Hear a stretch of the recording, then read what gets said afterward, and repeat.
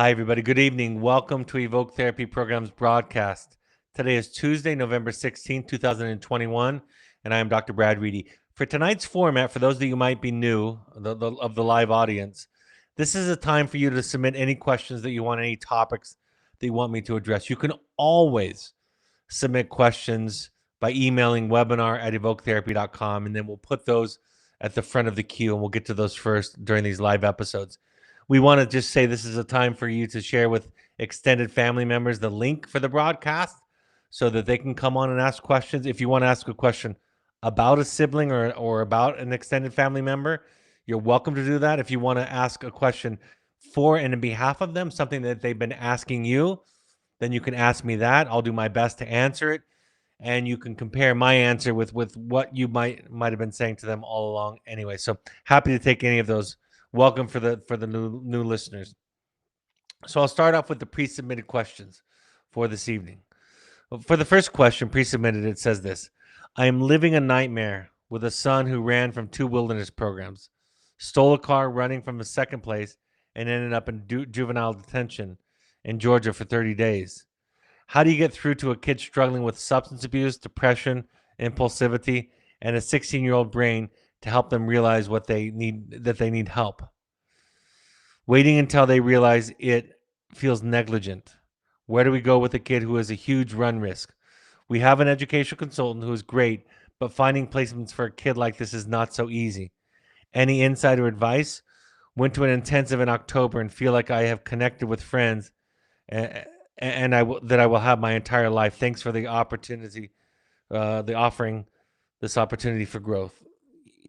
First, I always want to say to somebody who's asking a question like this, my heart goes out to you. You're doing the best things, the right things, all the things that you can. My first answer, and this might seem strange, but there's a great TED Talk that I just absolutely love, and I think that it encompasses so many of the principles that you're asking about, and also so many of the principles that we know in therapy today are at play with these kinds of kids. And that is, if you go to Google and you Google everything that we thought we knew about addiction is wrong, or rat park, like the animal rat, R-A-T park. And the name of the person who gives the TED Talk, his name is Johann Hari. Johann spelled like you expect, and Hari spelled Hari. This is a TED Talk that he gave a few years ago. And while he's talking about some about his own personal experience, some about kind of searching for the cause and the cure of addiction, and how it relates to the political landscape in the world, the way that we're approaching drug use, I think he sets out some ideas that can inform all of us, no matter what our issues are, no matter where we stand. The solution, you can always make an invitation to a young person or to a friend, to a family member to get help. You can always put that out there. But if you try to force it, of course, if you're anxious to fix it, which how could you not be, especially in the nightmare that you're describing, the energy that comes out of those, those feelings can at times be counterproductive. It goes in the opposite direction that you want things to go. There's an analogy that I use to teach therapists all the time. I talk about driving a car across a frozen lake. And then when you're driving across a car across frozen lake, if you accelerate too quickly, you'll lose traction. If you turn too quickly to the right or to the left, you'll lose traction.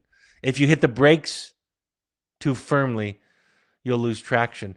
And in that way, therapy is like driving a car across a frozen lake, because you do what works. And so there's really it's an ethic of what's going to work to get him to wake up and see that he has issues. In my world, and what you can learn from Johann Hari's talk, is you have to first reduce the energy that the nervous system is putting out there to protect him from perceived threats, from shame, from guilt, from fear of change, from loneliness, from whatever might be blocking. You have to lower the nervous system response. And to do that, you have to be a safe person. And ironically, you have to try not to change them. That doesn't mean that you're passive, and that's the most common misunderstanding when I describe that. But it's an energy. You can still intervene. In fact, I believe in intervening. I run a wilderness therapy program for adolescents and young adults. So I believe in the intervention. And two of my own children, of my four children, have gone through. One went through the wilderness program, went through our pursuits program. So I believe in the intervention. But the energy is a shift from trying to fix to trying to understand. To try to kind of force them and to waking up to you know the first thought would be, why are they so resistant? How does that serve them? If the resistance is the solution, think of it this way. If the resistance to being open to the new idea is the solution, then what is the problem? And I think when you shift your perspective in that way, you start to have new ideas. You start to have creative responses to the problem or to the symptom.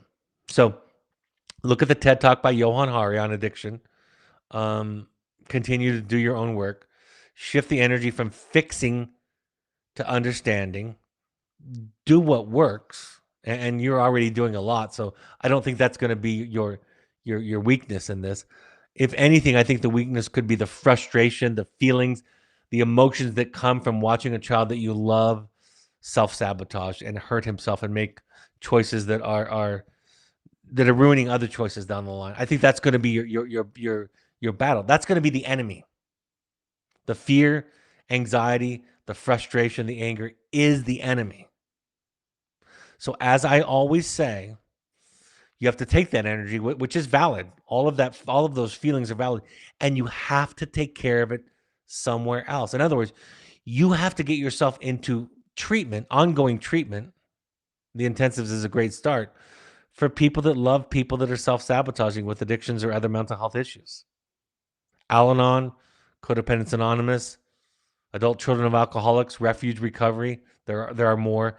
The National Alliance on Mental Illness, NAMI.org. All of those are great places for you to go to get your treatment.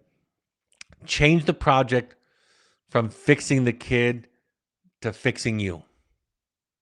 Another great resource or tool or reference for what I'm talking about is a wonderful book. In fact, the newest version of it is so robust in terms of its research references.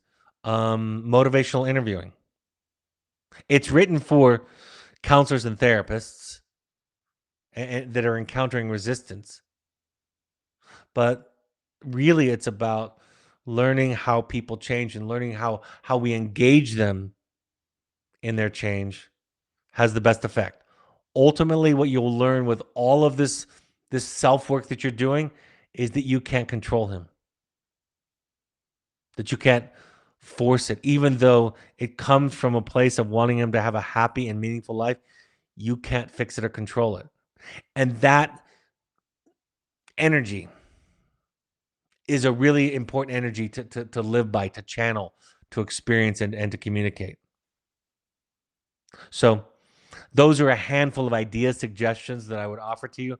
Malia is also listing the links for these resources, which I think are great. Keep it up. I'm so glad you're here. I'm so glad you're asking. I'm so sorry you're going through the nightmare. And what I will say to you last, that I say to all the clients that I work with, is the family members, the non-identified patient, is on the other side of all of this work is freedom. It is peace, is serenity and clarity. But living in the anxiety and the pain that you're living in, you've got to get support somewhere else. And so those are the few of the resources that come to me. Somebody writes, do the kids get hot showers anytime along the way at the program? We are a primitive living nomadic model. So the way that they would get hot showers, there are sun showers in the field, which are just these plastic rubber bags that they pour warm water into that they can kind of use as a shower. Or they do what we call billy baths, where they heat up the water and then they build themselves a little shower or a bathing area at a given campsite, and they wash be in that area that they make themselves. And so the water's heated up from the fire, but it's not indoor plumbing. We don't have any indoor experiences that they go to. The difference could be for our young adults is that we do have some indoor shelters that have that sun shower that can be available to them. But again, it's still all very primitive because our model, the model that we believe in, the primitive living nomadic model, is that it's in the context of these struggles to stay clean, to stay safe, to feed yourself, to get from one campsite to another, so forth and so on. It's in all of those situations, all of those experiences where the therapy takes place. We believe, and we have learned by experience, and the research bears it out, that when therapists do something that is more contrived, that the overall impact diminishes. The overall impact on the client diminishes.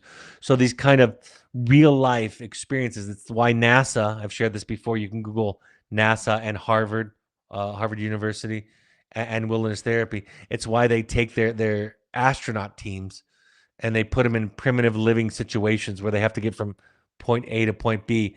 So communication is real. It's not contrived. It's not an exercise or a workbook or a game or an activity. It's real. And that the vulnerability and the trust that develops in that kind of a challenge situation is more impactful than just putting somebody in a residential center or in a situation where the environment is controlled, and then on top of that, introducing exercises or initiatives or other games that could be therapeutic. So that's a long answer to answer the question about showers. Any techniques for getting stubborn kids to take meds? I'd probably refer you back to, although you're not describing the level of the nightmare that the previous question was alluding to, but same kinds of principles about control. If not taking meds is a solution, then what problem is it solving? So my answer would be a therapy answer, a therapeutic answer. It could be as simple to understand. It could be as simple as thinking about it like somebody who restricts their food, somebody who has restrictive eating disorder, anorexia nervosa, for example. What do you do with that kind of person? Or what do you do with somebody who's taking drugs or alcohol that is harming them, that they ought not to be taking? And so all of those things are the same kinds of question.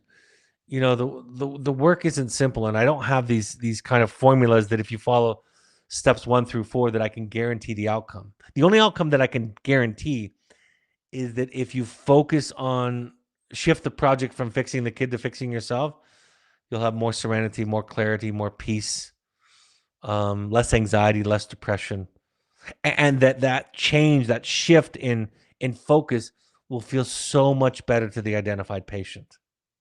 I love what the author Abraham Tversky says in the book Addictive Thinking, which is mostly about the kind of thinking that goes into addictive behaviors. But what he says with the family members is when they ask questions about how can I get my loved one into treatment that is obviously needed, he says they often have the same excuses for not doing the work that he suggests that the addict has. Or maybe in some of your cases, the person struggling with mental illness. Also, by the way, I know that there's a lot of energy around not referring to people as their diagnosis like an addict. More appropriately, I would say the person struggling with a substance use disorder. Sorry for using the shorthand that I think some people find harmful. But what Tversky says is it's like when a family member says that to me, he says, it's like they're saying to me, what should I do? I'll do anything you say, except for, of course, the one thing that he tells them to do. He said it's like somebody coming to him and saying, what's 2 + 2, but don't tell me 4. And so the shift in focus,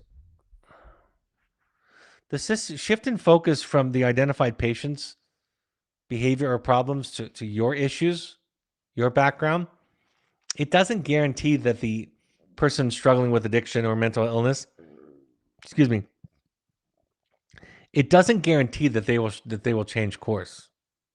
I don't want to misrepresent or misspeak in that way. All it does is change you. I've said this before, and I don't think this is often talked about or taught very often, but the only thing that healing your co-addiction, your codependency does, the only thing that it does is fix you. Or like I say in The Journey of the Heroic Parent, the first book I wrote, the the outcome of healthy parenting isn't well-behaved children. And that parent education doesn't change children, but it changes the parent. I read a quote today. In fact, I put this on my social media. My social media handle on Instagram is at Dr. Brad Reedy, at DRBRADREDY.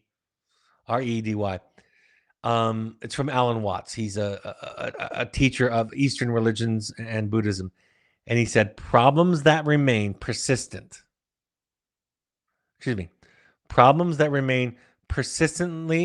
insoluble should always be suspected as questions asked in the wrong way. What he's saying is, I was talking to my wife about this, who's a therapist, the other night, that the therapy, or what this implies, therapy, I know this is going to sound really like psychobabble and nonsense, especially to you who might be new to my broadcasts, but therapy is an invitation into a different level of consciousness, because in the current level of consciousness, the problem can't be solved. But in some deeper level of consciousness, even the problematic behavior makes perfect sense. At the current level of consciousness, the behavior seems ridiculous. It seems absolutely insane and irrational. But at a deeper level of consciousness, it makes all of the sense in the world. And so shifting into that deeper level of consciousness relieves our angst, our anxiety, our anger. And then we regard the person or the problem with more compassion, with more patience, with more understanding, with more validation. And those energies are the most impactful. They're the most likely to lead or facilitate a change. But there's no guarantee. And you can love somebody and have a wonderful practice of mental health, of sobriety, of your own work, your own healing. You can have a wonderfully robust practice, and the person that you're thinking about may not change. But the best contribution, like I say in The Journey of the Heroic Parent, it doesn't, doing this work doesn't change the child, but it changes the parent. And that change has a remarkable and profound effect on the other person who's struggling. So I know sometimes my answers might feel like I'm punting, or might feel like I'm avoiding the question, or at least they seem obtuse and too theoretical, not practical enough to apply. But I don't know any other way. I've tried all the skills, all the formulas. And really what it boils down to is when therapists imply to you that if you change your boundaries, for example, or your self-awareness, for example, or if you become healthier, for example, then your child will get fixed. That's actually the problem, not the cure. That last thought that you can fix or cure a child, that's the thing that caused the problem in the first place. The idea that you could change another person. That, in essence, that's why I say so often that when we get into this work, we realize that what we thought was the cure was actually the problem, and what we thought was the problem is actually the cure. And that is, of course, absolutely counterintuitive. But to think in terms of what can I do to fix my son, my daughter, my wife, my husband, that's the problem that caused a lot of the issues in the first place. And so to let go of it is the only escape out of that. It's similar to what the guru The great guru Ram Dass said, the only thing that you can do for me is work on yourself. The only thing I can do for you is work on myself. And also that works brings freedom, liberty, peace of mind, serenity, clarity, confidence, more capacity to help and support the struggling child or the struggling loved one go where they need to go. But there's no guarantees of change. It's a fundamental pathology that we learned in our family growing up, that the culture taught us growing up. It's a fundamental sickness. I'm using the words just to emphasize the point that what you do can control or change another person. So if you were to go into Al-Anon or Codependence Anonymous, you would hear the slogan about the 3 C's. I didn't cause it, I can't control it, and I can't cure it. And when you start to live in that new way, ironically, you become a more powerful tool in the healing process for those around you. It's not just ironic, it's a paradox. Like Carl Rogers, one of the greatest therapists ever to walk on planet Earth, said, the great paradox is that when I accept myself as I am, I can change. And so when I train therapists in this way, this is really attachment theory, attachment-based therapy. I'm going to grab something on my desk. Hold on one second. It just happens to be here because I was sharing something the other night with my family, who are all therapists, and we were talking about it. Parenting from the Inside Out by Daniel Siegel and Mary Hartzell. It's a great reference point, great source material, that when you realize that the job is to fix yourself, sort yourself out, and then you can provide a healthier attachment experience for your child or for your loved one if it happens later in life. And then that's the best chance that you have. So it's not psychobabble. It's actually the great thing about parenting from the inside out. If I'll just show you a page, and this one's really marked up, is that everything in gray is the research. I think it's mostly by Dr. Siegel. And everything without the gray, like this page, that's Mary Hartzell. She's a social worker.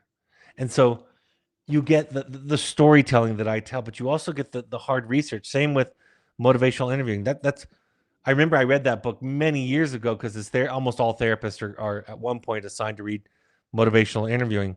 And when I went to reread it a year or two ago, they had added a tremendous amount of resources and references to studies that have been done on this work that show that a non-confrontational, non-kind of controlling response to other people is the best way to help them. So when I train my therapists, they always say to me, but Brad, we are hired to give parents and families tools and ideas that help them to change.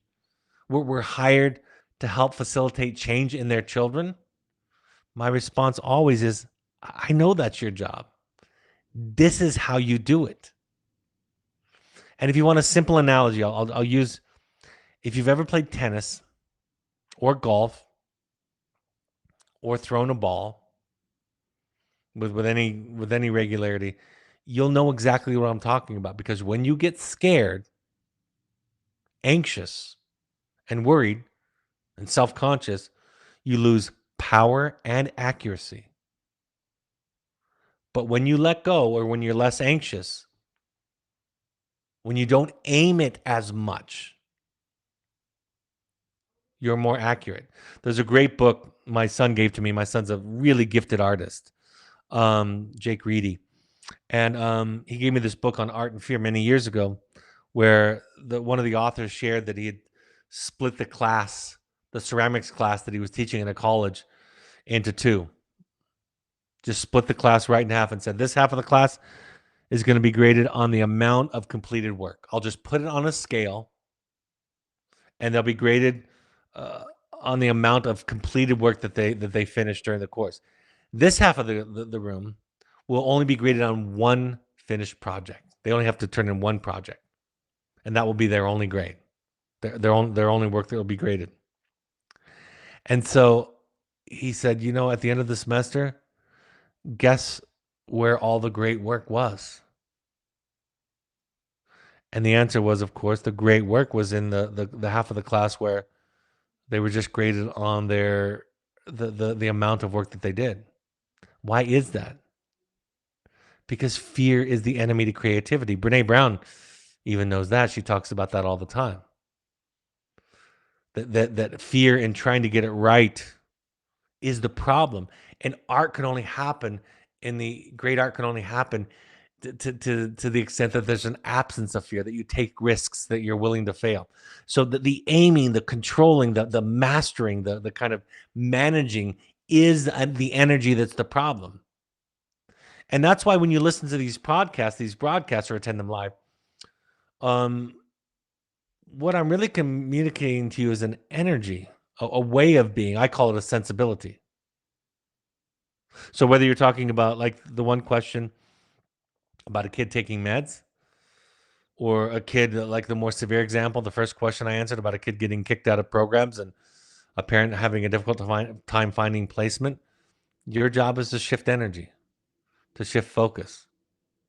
And the worst thing that will happen in that shift is that you'll be happier. The worst thing that will happen is that your child won't change and you'll have more serenity and peace. And really, that's all you can control anyway, which is what you're also modeling for your child. So these are great questions. I could go on, but I think I've made that point. All right. Can you describe the diets of the kids in the wilderness? Well, we have all of our diets are approved by a dietitian. So there's a lot of grains. We have some high fat and protein food out there: fish, peanut butter, butter. We have some carbs and trail mix. They have pastas for dinner. They have meat twice a week, so because we deliver it fresh. They have fresh vegetables and fruit and vegetables every day. We try not to have anything that's processed, or as little as possible. We get organic and locally sourced when we can. There's not a lot of sweets. They have some spices and sweets that they can add to things, but we try not to have a lot of raw sugar or foods that are high in sugar, unless it's, like I said, their lunch food that they need to kind of do the hiking and the camping, the physical activities. They need a higher caloric intake when it's in winter than they do in summer to keep their bodies warm, right? More calories provide more energy for the body to keep itself warm. So it's really actually quite delicious. It's really good food. It's something that when you're out there, I've tried to replicate the meals using the same ingredient. I've taken food from our warehouse and I've cooked it in my kitchen, and it just doesn't taste quite as good because it doesn't have that wilderness spice, or wildy spices, as the clients call it, which is, I don't know, maybe it's the smoke from the fire, maybe it's the little bit of sand that gets into the food. But those are some of the things that they eat. Some of the things that we try to do. I always say, wilderness therapy is a consistently better diet than most students, not all of them, but most of them. Consistent sleep, being outdoors and exercising. Just those four things: food, sleep, outdoors, and exercise. Just those four things, the research tells us, is going to improve mood, right? It's going to improve emotional stability. It's going to increase mindfulness and focus, a whole bunch of great things. And we haven't even started to talk about the therapy. So that's a little bit about the diet. Somebody asks, when do you know a client is ready to move on from wilderness? How do you determine the recommended next steps? Great question. Very common question, of course. It's created in the treatment plan and the dialogue that the therapist has with the client and the parents. So there's no objective criteria.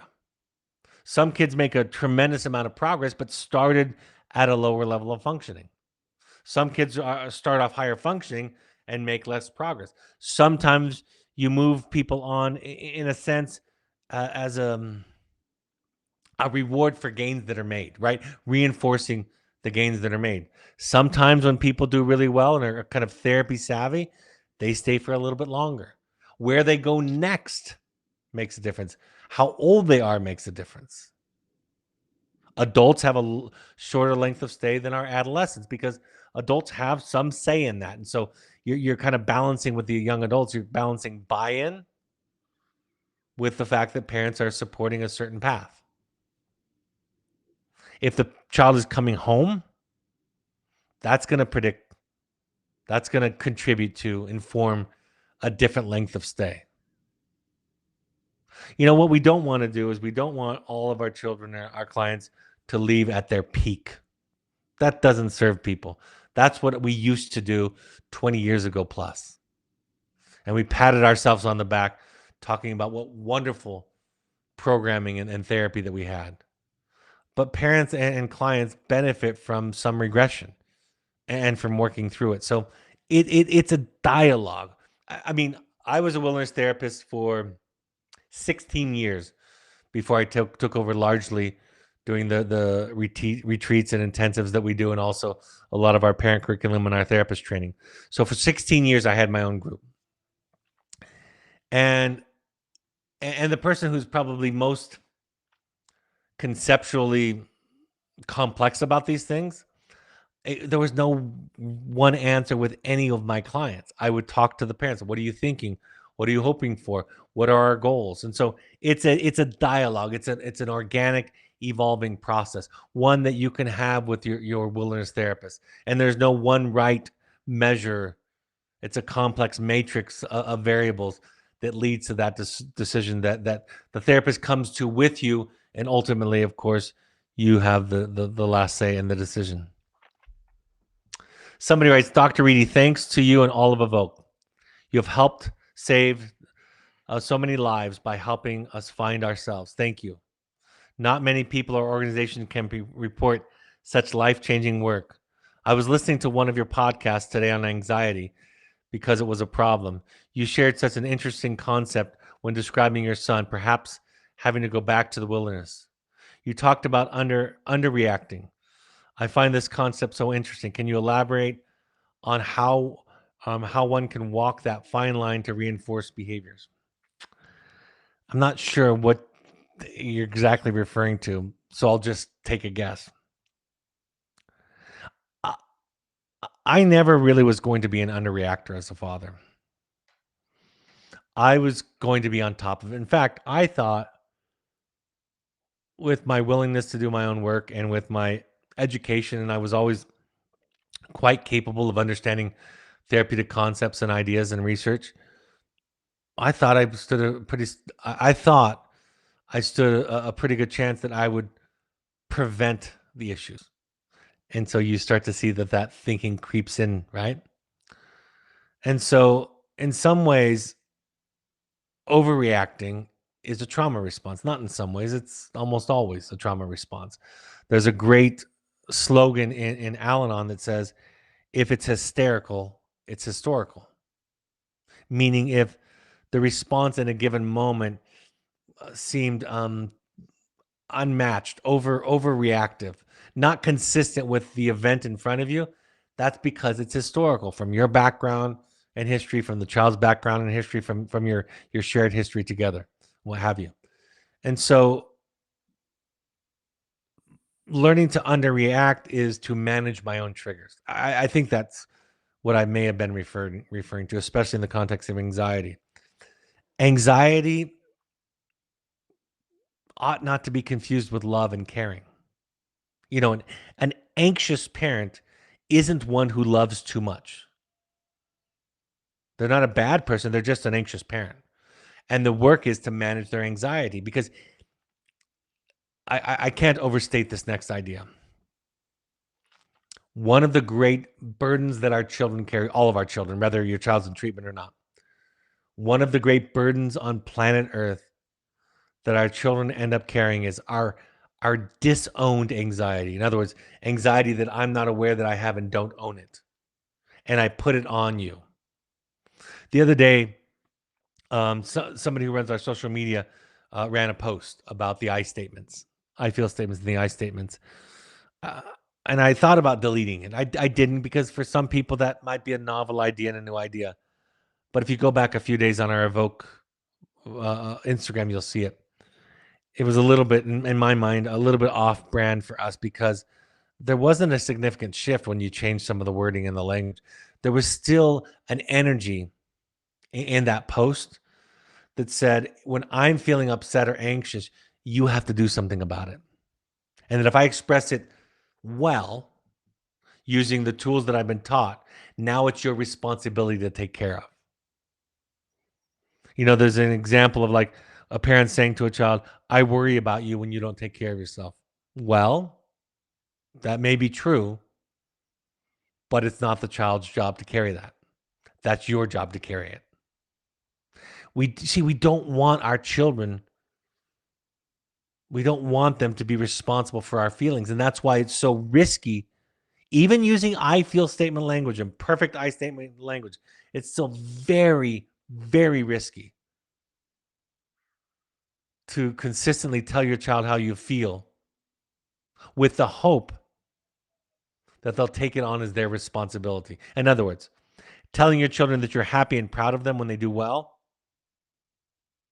or telling your child that you're frustrated, sad, worried, or disappointed when they do poorly, and then believing that that will then teach the child when they're doing well or when they're not doing well, that's a big problem. In fact, if you want to know the truth, that's really what we're treating at Evoke, is that generational dynamic. And all of the treatment programs on planet Earth try to shift that perspective. Not all of them, but the good ones. The effective ones, the trauma-informed ones, all the ones that people are talking about today where they recognize trauma.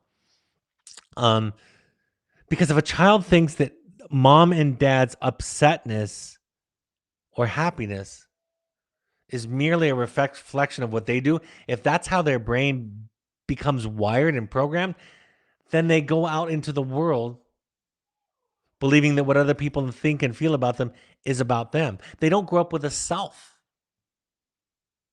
I read a great post the other day on Instagram. This is the podcast or the broadcast of Instagram today, I guess. But it said, children who grow up pleasing their parents later become people pleasers and eventually become child pleasers. It says parenting pleasers as the third category, but I think it would have been a better name to call them child pleasers. That's the trajectory of somebody who was told when they were young that mom and dad's anger, upsetness, sadness, happiness, pride, that was their responsibility and that was a reflection of them. That's why we people please. That's why we have a hard time standing up to authority, asserting ourselves, asking for what we need, telling the truth, right? The pathology goes back to that. The wound goes back to that. But if you have a parent who takes on their anxiety and their mental health as their primary responsibility, and what that looks like is they go to therapy regularly, not just in crisis, and they go to meetings if they need them, and they're listening to podcasts and reading books and focusing on their mental health. If you're lucky enough to have one of the parents that does that, the load is a little bit lighter. And you don't grow up believing that what other people think and feel is about you. You don't end up in toxic relationships with narcissists and abusive folks, because why would you? If your feelings are valid, if you can't be gaslit or dismissed, when you tell your alcoholic or your narcissistic partner, I'm not okay being treated this way, you can't be talked out of it because you grew up in a home where your feelings mattered and were honored and valued. And you say, when they're trying to talk you out of it and saying, you're a bad husband, you're a bad wife, if you leave me, you're just abandoning me, you're just quitting, you don't love me. You don't get hooked by any of that. You don't get indexed by any of that because you grew up in a house where you was the project. Being you was the project. So you say to that partner who's trying to talk you out of it, you say, you see, I didn't grow up in a house where this was negotiated, where my experience was negotiated, where my feelings were negotiated. So I can't be held captive by the shame, by the blame, by the guilt that you're putting on me. I can take care of myself. And it's not bad or selfish or self-centered. It's actually the first step in being healthy. That's the shift. That's the great Trojan horse therapy that we at Evoke do, which is we accept wholeheartedly the premise of your struggling child, and we will treat them and take care of them the best we can. We accept that as the ticket to entry into all of this. And then these broadcasts, these podcasts, the books, the meetings, all the work that we lay out, all the support that we lay out for you, that's the army, if you will, getting out of the Trojan horse, getting out of the gift being saving the child. And now we show up and we say, let's look at the work. Let's look at your part, your participation in the cycle. And the journey of the heroic parent, my first book, the heroic parent is the rare parent who's willing to work on themselves. It's the parent who's willing to consider that they actually might be contributing to the problem, because what I have learned firsthand, and of course seen in my unique perspective as a therapist helping families, is this, is that the problems that we often complain about are fueled by us, not caused by us. I just want to be clear. I choose my words very, very carefully and deliberately. They are fueled by us, encouraged by us, fed by us. We inadvertently reinforce the things that we complain about and want to get rid of. So it's a shift, you guys. It's just that's what therapy is. It's a shift. Like the great philosopher or the great commentator on philosophy and religion and myth, Joseph Campbell, taught. It's a shift of consciousness, a transformation. It's what Albert Einstein meant when he said a problem cannot be solved at the same level of consciousness in which created it. You have to start thinking differently. That's what Aristotle said when he said, Socrates, who was really probably Plato, but that's another story. That's what the great philosopher said when he said, I can't teach people anything except for how to think.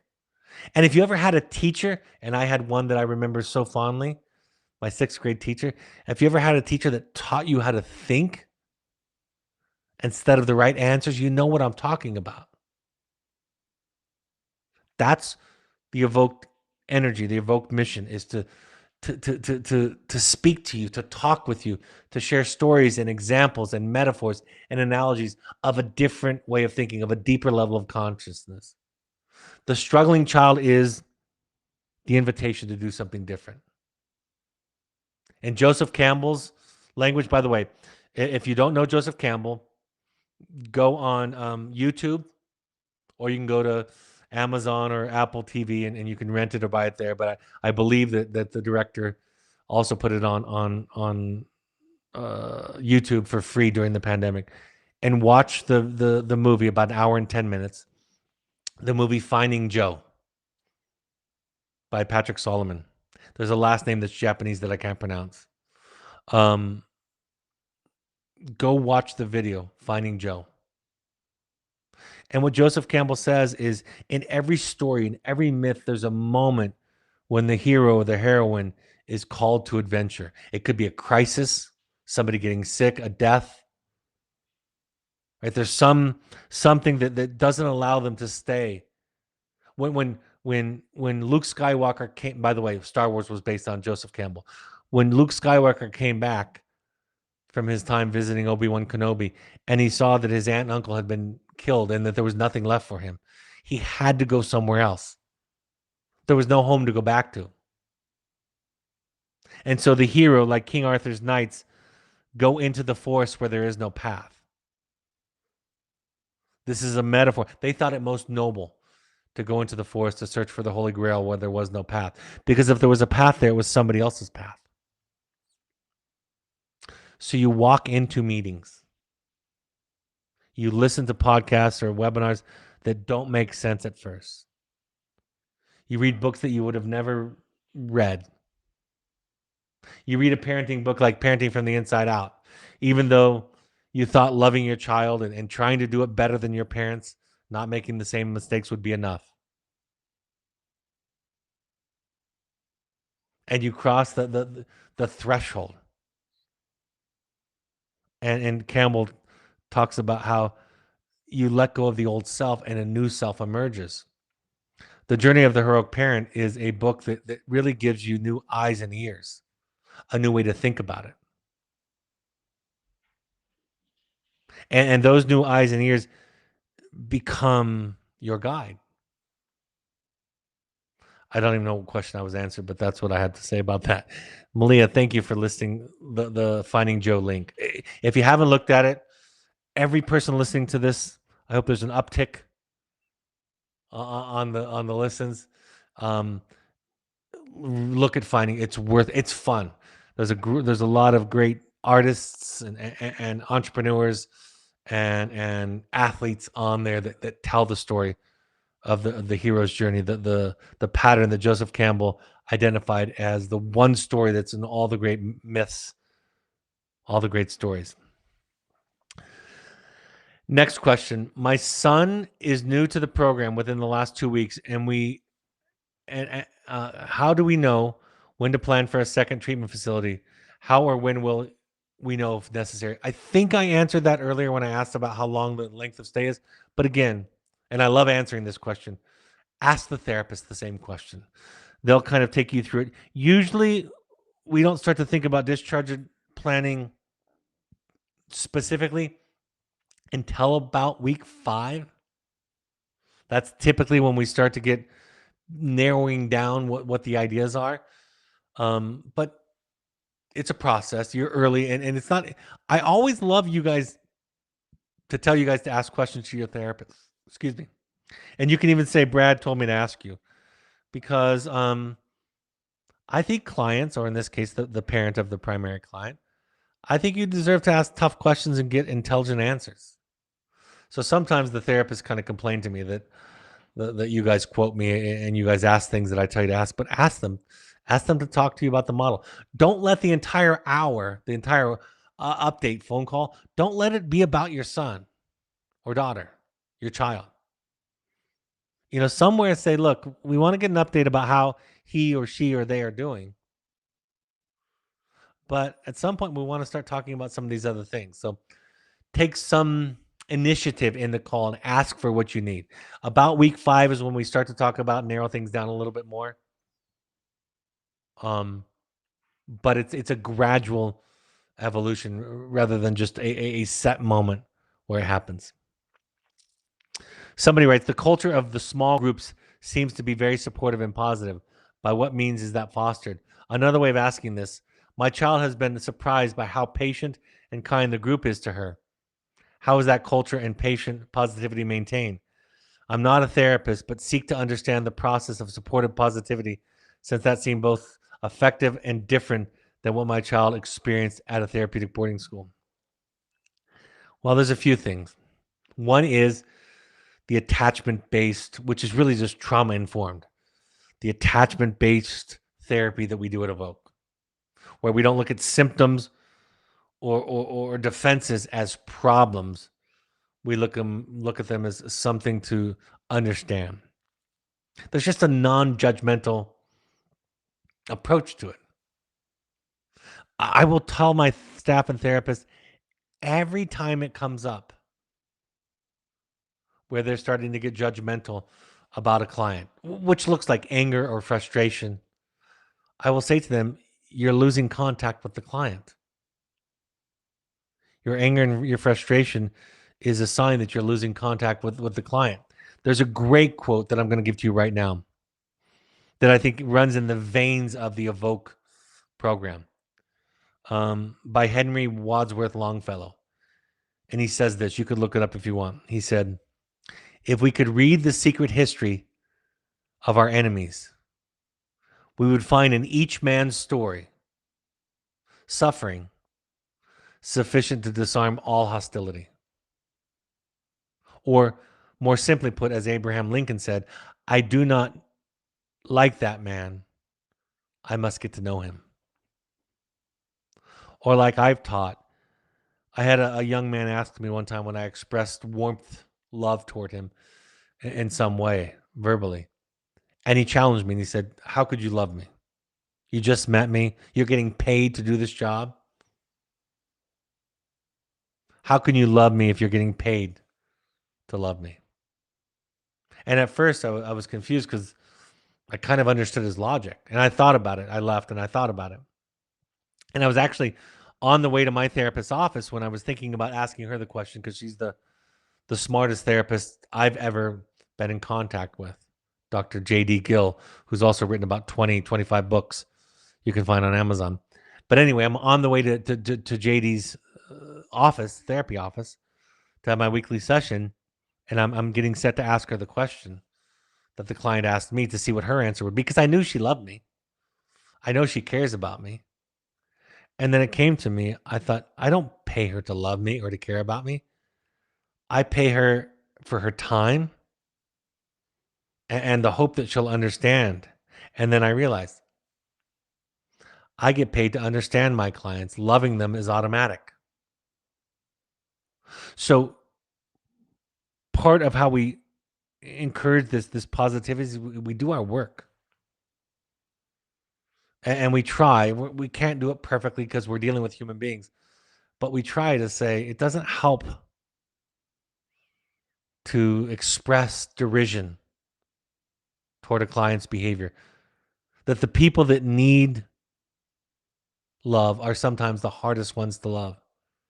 I remember when I had a young person punish a peer because the peer had acted out and broken some rules, and so the young person punished that peer by not allowing him to sit in a closing ceremony. When that peer, that client said, "I don't want you in my closing goodbye group because you've been acting out." And this young man told his parents, with this boundary he had set, this consequence he had given, with some pride, looking to his parents and saying, "See, I've learned. You've taught me and I've learned." And I said, I listened, and I said, very quietly, I said, "I wonder if he needed some connection. I wonder if his acting out was a distorted way to try to get that feeling that comes when we feel connected to people." And so, yeah, you can treat him behaviorally with a punishment, with disconnection. But my experience tells me that what people are really seeking is to be understood, to be seen, to not be alone and feel lonely. All right, one more question before I wrap up. Our son has been home for just over 3 months. It's been a bumpy but overall positive. He actively and positively participates in 2 therapy sessions a week, his own therapist and a family therapy session. For the family therapy session, we use an Evoke staff. At the risk of sounding like an advertisement for Evoke, I'll offer that both our son and us, his parents, find great connection in having the same language, seeing someone, 3 circles, hopes that we can control, hopes inside of our control, outside of control, etc. Can you comment on the scenarios you experienced or observed for families implementing options for continued therapy for families with a child returning from residential therapy? Finally, I offer that the family therapy with an Evoke therapist, even though it's via Zoom, gives us a safe place. I'll stress, a really safe place to share to share feelings, concerns, and general thoughts that we're still excuse me, that we're still unable to share without this weekly dedicated time. In some ways, thank you for that. In some ways, I want you to use what I say as a barometer or a measuring stick against therapy.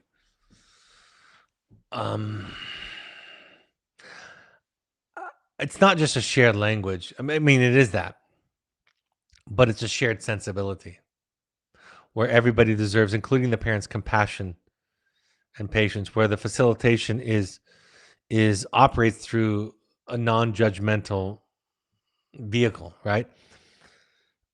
To sit with an empathic and a non-judgmental other therapist.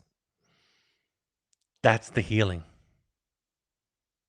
That's the re-experiencing yourself. And so, I hear therapists all the time, and I'm constantly training our therapists all the time, where therapists have this energy to fix, this eagerness to fix and relieve a client or a family of their suffering.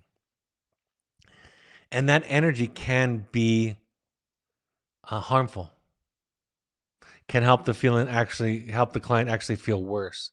So I've written articles. I wrote an article for the NatSap Journal on therapy versus psychology, which I'm happy to offer to you. In fact, Malia can share the post here.